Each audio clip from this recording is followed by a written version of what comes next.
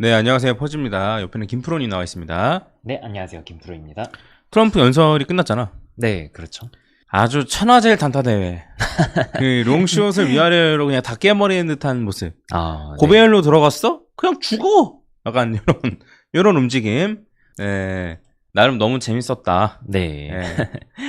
뭐, 저희는 그런 거를 신경 쓸 필요는 없긴 하죠. 예, 아래로 그렇죠. 움직이는 거나 이런 걸 신경 쓸 필요가 없긴 하기 때문에, 그래서 뭐 중요하지도 않고, 네, 그랬는데, 막상 끝나고 나서 왜 안 올라가나, 이런 생각을 하신 분들이 많을 테고, 그래서 좀 트럼프가 좀 덜 좋게 얘기했나? 뭐 이렇게 생각하신 분들도 많을 텐데, 네. 제 생각에는 그래도 할 수 있는 한 거의 베스트를 말한 게 아닌가. 그렇죠. 네. 얘기할 수 있는 최대한은, 그러니까 대통령이 돼가지고 할 수 있는 최대한을 하겠다고 한 것 같이 얘기가 들리죠. 제가 보기에는. 그래서 저는 충분하다 생각을 하고, 그럼 왜 안 올랐냐? 라고 하면, 뭐 차트가 올라갈 타이밍이 아니었나 보죠. 그렇죠. 네. 라고 생각하면 좀, 뭐 그러냐라고 생각할 수도 있는데, 이제 약간 뭐 이런 거죠. 해리스랑 트럼프가 이제 약간 어피스템 찌면서, 네. 트럼프가 헛소리를 못하게 만든 효과도 있었겠지만, 반대로, 트럼프가 좋은 말 하는 건 오케이. 근데 트럼프가 진짜 되는 거야? 아직 된 건 아니잖아. 네. 라고 생각할 수 있죠. 근데 이제 트럼프 선거 관련해서 우리나라 언론에서는 막 해리스가 역전한 것처럼 막 언론에서 많이 얘기를 하는데, 네. 단순한 선호도 조사는 미국 선거에서 아예 안 중요해요. 우리나라랑 투표 방식이 달라요. 아시겠지만. 네. 경합주에서가 중요해요. 경합주에서 앞서 나가느냐, 안 앞서 나가느냐. 그렇죠. 이게 중요하거든요. 그래서 실제로도 트럼프가 지난번에 됐을 때도 총 투표 수는 적지 않았나? 그랬는데 어쨌든 경합주에서 이겨가지고 트럼프가 된 걸로 알고 있었는데. 비슷할 거예요. 네. 그래서 아무튼 총 인지도는 중요하잖아요. 경합주에서 이기느냐 안 이기느냐가 중요하기 때문에 저는 그래도 트럼프가 될 가능성이 좀 높지 않나 싶긴 하거든요. 아무튼 뭐 이건 중요한 얘기 아니니까. 그래서 오늘 얘기를 다룰 건 뭐냐면 트럼프가 한 얘기가 정말 어느 정도로 좋은 얘기냐. 예. 다시 한 번 말하지만 확실한 호재인데 안 오른다? 그건 기회란 말이에요. 네. 제가 매번 얘기하지만 확실한 호재야. 누가 봐도 수요 공급에 의해서 공급이 줄어들고 그 다음에 수요가 훨씬 많아지고 이런 상황인데 안 올라? 혹은 떨어져? 그러면 기회란 말이에요. 기회. 예. 현물 ETF 때 당장 올라가지 않을 때도 제가 그런 얘기를 했었었고. 네. 그렇기 때문에 이제 어느 정도로 호재인지 이걸 여러분들이랑 저랑 같이 얘기 한번 해보고 여러분들이 생각하기에 이거는 정말 큰 호재인데 왜 안 오를까? 기회네? 누군가는 선반영이니 어쩌나 그러겠지만 수요와 공급에 의한 가격 변동은 속일 수가 없어요. 네. 그래서 그거에 관련해서 얘기하고 뒤쪽에 차트 조금 보고 오늘 마무리하도록 하겠습니다. 제가 이제 텔레그램 방에 올려드렸죠. 그래서 트럼프 연설을 챗 GPT로 정리했다. 그래서 이게 챗 GPT로 정리한 내용입니다. 잘했죠? 제가 한 건 아니지만 한번 읽어보시고 그다음에 제가 이제 주요하게 볼만한 거를 이제 제 기준에서 써놨는데 일단은 미국이 가지고 있는 비트코인은 팔지 않겠다. 네. 라고 이렇게 얘기를 했는데 이게 생각하기에 따라서는 그럼 미국 정부가 지금까지 비트코인을 팔았던 거야? 네. 팔았죠. 꽤 많이요. 네. 지금 이번 동일 정부가 판 것과는 비교도 되지 않게끔 동일 정부가 문제가 됐던 거는 거래소에 갖다 놓고 팔아가지고 저 뭐하는 놈들이야? 라고 사람들이 이제 생각을 했던 건데 네. OTC 마켓으로는 그동안 꾸준히 팔았었어요. 네. 그래서 얼마나 많이 팔았었으며 그럼 요걸 팔지 않는 것만으로도 이제 시장에 나오는 공급이 줄어든 효과가 나는 거죠. 그 다음에 게리 겐슬러를 바로 자르겠다 해서 원래 게리 겐슬러가 어이야. 어이예요? 근데 일부러 아이로 썼거든. 의도가 있는. 다들 의도를 알아차리시지 못하신 것 같긴 한데. 네.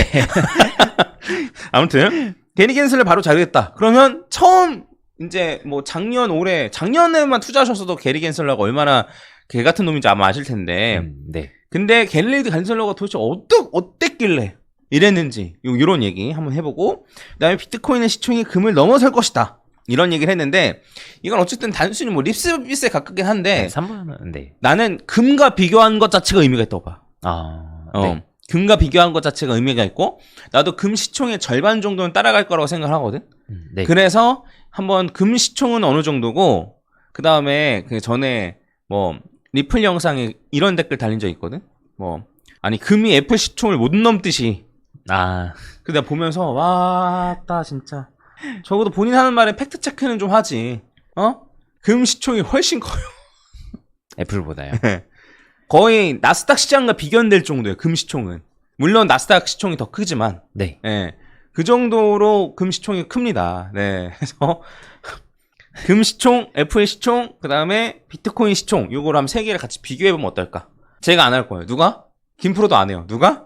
챗 GPT가 할 거예요. 아, 네. 그 다음에 이제 CBDC 관련된 얘기도 했는데, CBDC는 사실 저는 크게 뭐 중요하게는 생각 안 했었거든요. 제가 중요하게 생각 안 한 이유가 뭐냐면, CBDC 만들어봐야 사람들이 CBDC를 안 쓸 것 같아요. 그렇죠. 그리고 CBDC 자체가 뭐 어쨌든 비트코인의 가격에 영향을 미칠 것 같냐라고 하면은 그게 큰 영향을 미치지는 못할 것 같거든요. 제가 보기엔. 그래서 뭐 예를 들면 무조건 다 CBDC로 매매해야 돼. 그래서 세금을 팍팍 매기겠어. 뭐 이런 것도 아니고. 그렇죠. 단순히 테더 쓸래, CBDC 쓸래라고 하면 누군가는 국가에서 발행한 CBDC를 쓸 수도 있겠지만 누군가는 나의 매매 기록을 가리기 위해서, 나의 송금 기록을 가리기 위해서 테더를 쓸 수도 있거든요. 그렇죠. 네, 해서 저는 CBDC가 그렇게 큰 이슈인가 싶긴 한데 어쨌든 CBDC 관련된 얘기도 하긴 했었다. 네, 요렇게 정리를 하겠습니다. 그래서 일단은 미국이 그동안 비트코인 얼마나 팔아 제꼈는지부터 한번 볼까요? 그럼 물어보겠습니다. 챗GPT한테 전지전능한 그동안 알려줘. 미국이 그동안 비트코인을 얼마나 팔았는지 알려줘. 번역해줘. 23년 3월에는 9,800개를 팔았고, 그쵸? 그다음 2014년에는 약 3만 개의 비트코인을 팔았다고 합니다. 네. 네. 해서 이렇게 링크가 나와 있는 건 이 기사를 바탕으로 썼다는 거라서 웬만하면 거의 팩트일 가능성이 높아요. 네. 네, 이런 기사가 있으면, 이렇게 링크가 있으면. 그리고 실제로 미국 정부의 지갑을 들어가 볼 수 있는데, 미국 정부의 지갑을 들어가 보면 이런 식으로 이제 요게 아웃플로우가 이제 팔았다는 거거든요. 그래서 6일 전에도 58개, 59개가 빠져나갔고, 한 달 전에도 237개가 빠져나갔고, 요건 이더리움이네요. 그 다음에 뭐 한 달 전에 11개, 3개, 뭐 요런 식으로 쭉 빠져나갔었어요. 그래서 요 지갑을 보셔도 아시겠지만 미국 정부가 꾸준히 비트코인을 팔아제낍니다. 그럼 미국은 언제 이렇게 비트코인을 샀대? 샀대가 아니고 범죄 수익을 압수한 거예요. 네. 네, 추징한 거예요. 그래서 이제 비트코인으로 범죄 조직이 비트코인을 갖고 있으면 그거를 이제 압수합니다. 아니 그러면 비트코인 역시 범죄에 쓰이는 온상 뭐 이렇게 생각하실 수 있는데, 네, 달러도 압수하고 비트코인도 압수했겠죠.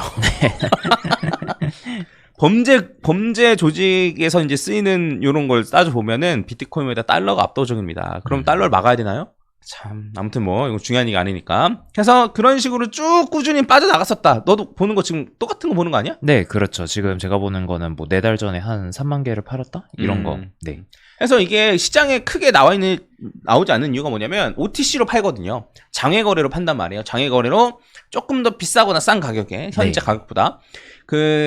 거래소에서 사면은 3만 개가 시장에 나오면 갑자기 가격이 하락하거나 내가 원하는 가격에 못 팔 수 있기 때문에, 팔고 싶은 사람 생겼어? 너 얼마 사고 싶은데? 저 10,000개요. 나 그래, 그러면 슬쩍 뒤에서 만나가지고 이렇게 주고받아. 슬쩍 뒤에서 만나. 진짜가 약간 숨기고 이런 게 아니고 OTC가 약간 이제 그런 식으로 이제 팔린다 이거죠. 그렇죠. 네. 그래서 미국 정부가 꾸준히 비트코인을 팔아왔었다. 해서 트럼프가 비트코인이 팔지 않겠다라고 말하는 것 자체가 굉장한 호재다. 미국은 그동안 거짓말 안 하고 한 1년 단위로만 따져도 한 몇만 개? 아니면 진짜 한 3, 4년 단위로만 따져도 거의 한 10만 개 정도씩? 그렇죠. 이 정도씩은 꾸준히 팔아왔어요. 다만 이제 잘 팔았기 때문에, 독일 정부처럼 멍청하게 팔지 않고 잘 팔았기 때문에 시장에서 반응이 크게 없었을 뿐. 근데 이게 더 이상 시장으로 나오지 않는다라고 하면 그거 자체가 호재가 될 가능성이 높은 거죠. 그렇죠. 공급이 줄어드는 거니까. 뭔 말인지 가시죠? 네, 묶이는 거니까. 네, 그런 얘기고. 그 다음에 게리 겐슬러를 바로 자르겠다. 그러면 우리는 이것도 한번 물어볼까요?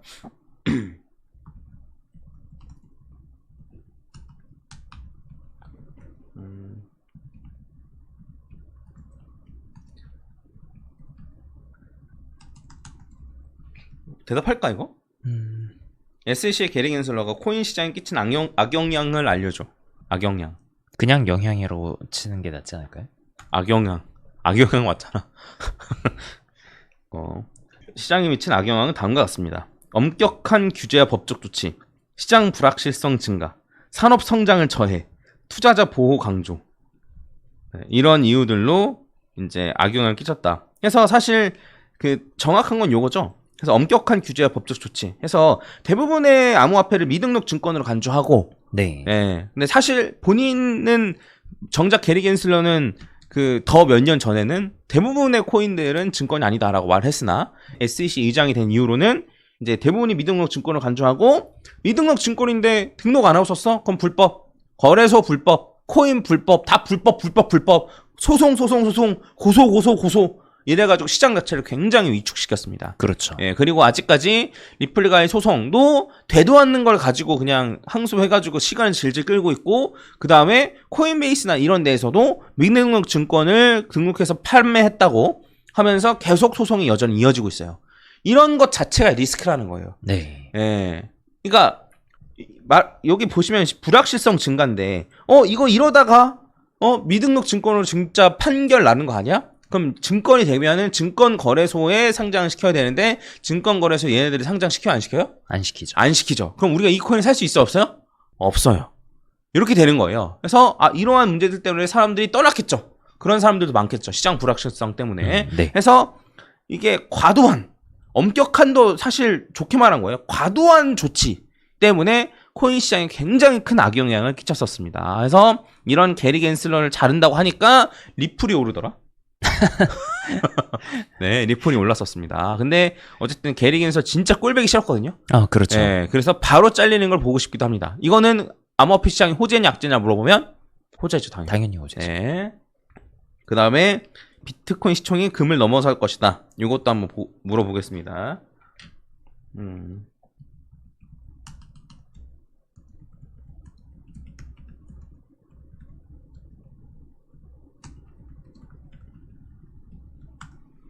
금 애플 비트코인의 시총을 비교해서 표로 만들어줘. 그래서 파이썬으로 분석하는 것까지 이렇게까지 알려줄 필요는 없는데 그냥 결과만 알려주면 되는데. 그래서 2024년 7월 기준으로 추정된 시가총액 바탕으로 작성되었대요. 네. 그러면 기준이죠. 이제 우리는 사실 다른 걸 비교할 필요 없이, 자, 애플 요 위에 끝에 있는 숫자만 우리가 좀 생각하면 되잖아. 그치? 끝에 있는 요 숫자.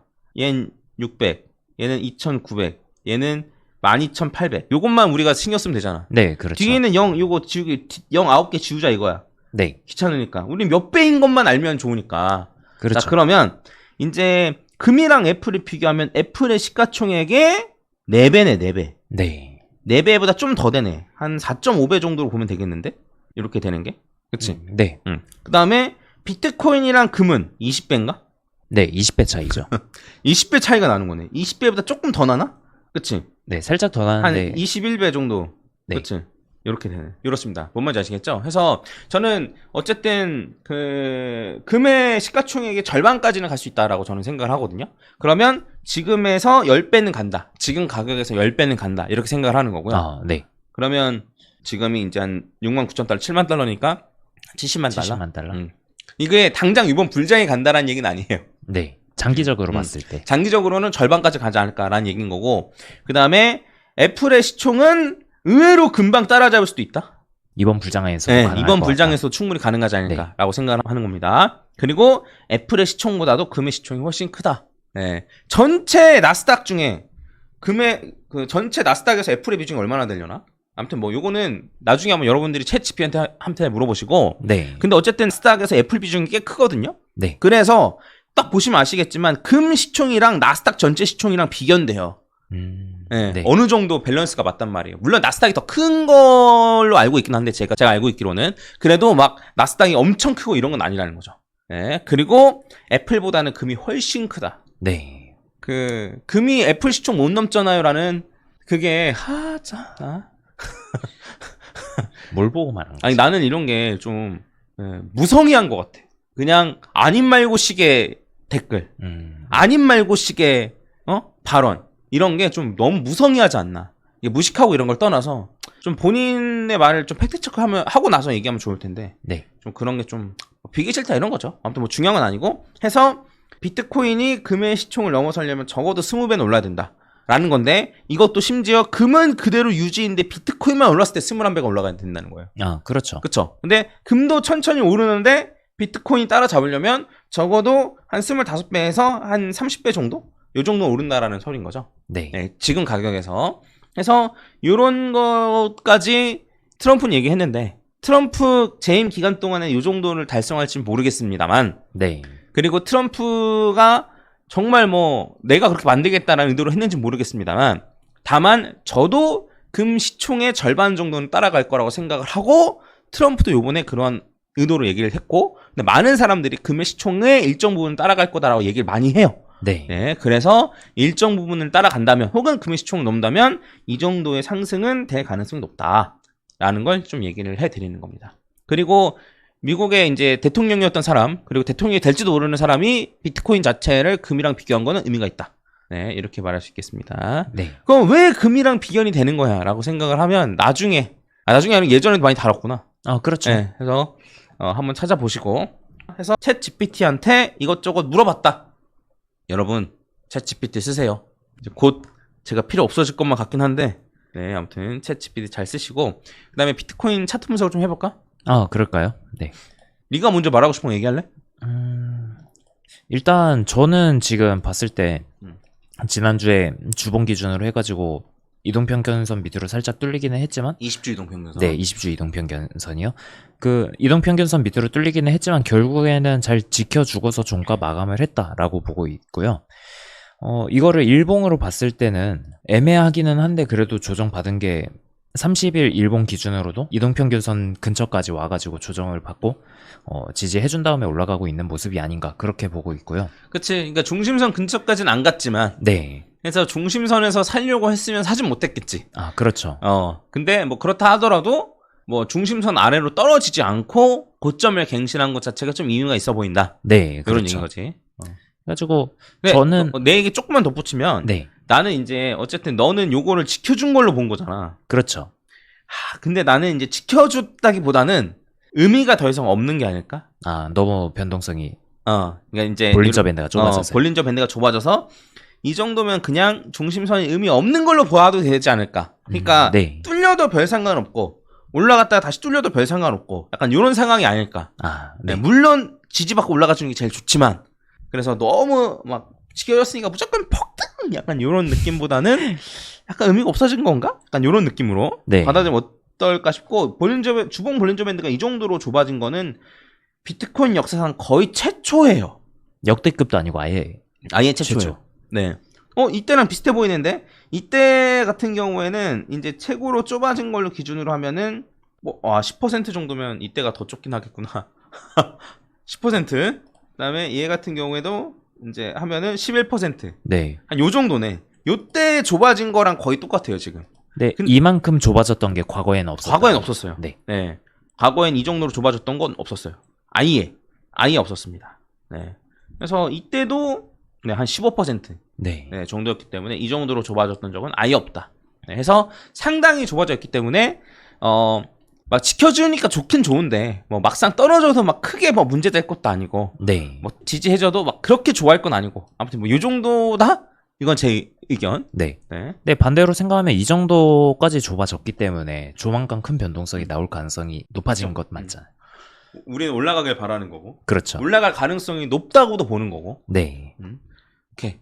더 얘기할 거 있어? 그래서 단기적으로 보면은 아직은 오파가 진행 중인 게 아닌가 싶어가지고 그 일봉 볼린저 밴드 상단이든 주봉 볼린저 밴드 상단이든 이쯤 가면은 조정 받을 거는 생각을 하고 있어야 될 것 같아요. 그럼 정고점을 넘기 직전에 좀 조정을 받지 않겠느냐 요 얘기인 거네. 그렇죠.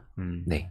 그래서 어쨌든 조정을 받을 텐데 조정 받을 때 일봉 볼린저 밴드 중심선이나 네. 주봉 볼린저 밴드 중심선. 일봉은 이제 30일 이동평균선, 주봉은 20주 이동평균선. 네, 여기에서 그렇죠. 좀 지지를 받아주느냐.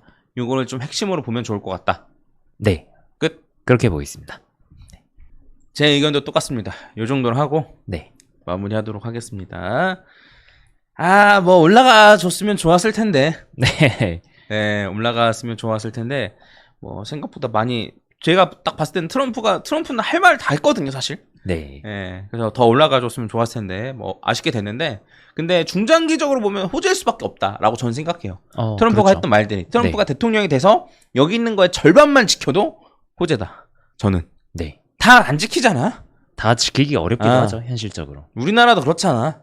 된다고 다 지키지 않잖아. 그렇죠. 근데 이 정도 여기서 한 절반만 지켜도 네. 예, 어쨌든 좀 충분히 호재로 볼 수 있지 않을까. 그리고 특히나 지난 바이든 정부 때랑 비교한다면 게리 겐슬러가 있을 때랑 비교한다면 네. 절반 정도만 지켜도 큰 호재라고 볼 수 있을 것 같다. 그렇죠. 게리 겐슬러만 잘라도 네 아무튼 이 정도로 하고 마무리 짓도록 하겠습니다. 네 도움이 되셨으면 좋아요 한 번씩. 솔라나 영상에도 좋아요 많이 달렸더라. 그러게요. 네. 네. 좋아요 한 번씩 부탁드리겠습니다. 네 감사합니다. 네, 감사합니다. 김프로였습니다.